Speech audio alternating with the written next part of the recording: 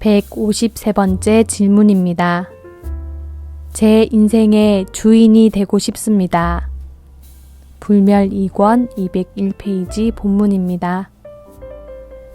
흙탕물에서 자맥질하는 중생들을 건지시느라고 늘 노심초사하시는 큰 스님께 감사드립니다. 오늘도 각설이 타령에 의지하고 얻어먹은 밥에 만족해하는 저 자신을 봅니다.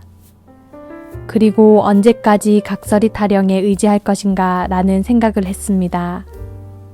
어떻게 하면 주인으로서 배고픈 자와 함께 할 수 있겠습니까? 이것이 스승의 은혜를 갚는 일이 아닌가 생각합니다. 답변입니다. 달을 가리키는 손가락 202페이지 본문입니다. 돌을 닦아서 나 아의 실체를 깨달아야 주인을 찾는 것이 되며 번뇌, 즉 배고픈 자를 만족하게 해야 굶주리는 자가 없게 되는 것이다. 그러니 혼자 돌을 닦는 것은 힘든 일이다.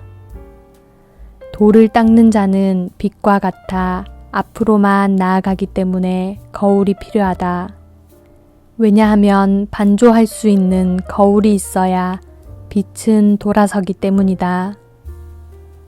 이때 어떤 거울을 만나는가에 따라 외도를 걷게 되기도 하고 정도를 걷게 되기도 한다. 그러나 스승을 판단할 수 있는 능력이 없기에 속고 또 속으며 허망한 번뇌를 계속 쌓아가게 된다. 사실 가장 위대한 스승은 만천하에 이미 드러나 있다. 석가모니가 가장 위대한 스승이라고, 삼계, 대도사라고. 그러나 대부분의 중생은 불경을 외면하고 돌을 닦으려 한다. 대도사의 말씀을 버리고 다른 곳에서 돌을 얻으려 한다.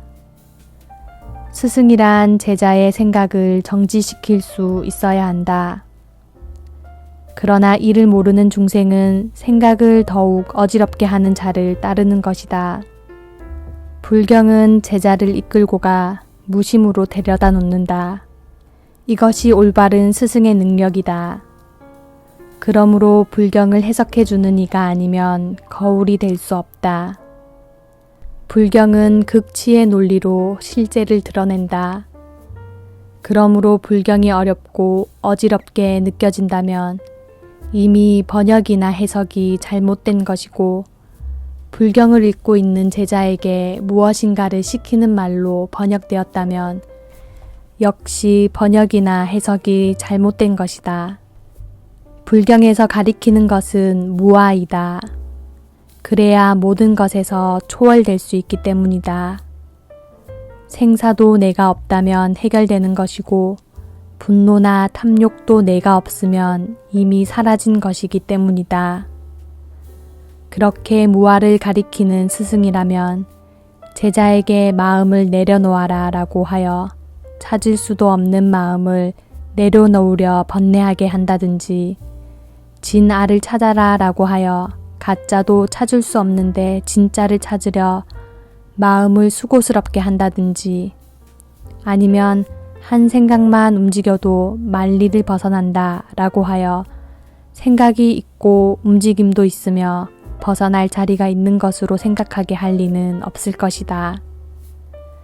그러므로 그런 말을 하는 자는 불경을 알지도 못하는 것이고 불경을 알지 못하면 모두가 외도라고 불경에서 이미 말씀하신 것이다. 달을 가리키면 달을 보아야 할 것을 손가락만 본다고 말을 한다. 그러므로 어리석다고. 여기에는 아무런 가르침이나 깨달음이 있을 수 없다. 그러나 불경에 나오는 말씀은 그것이 전부가 아니다.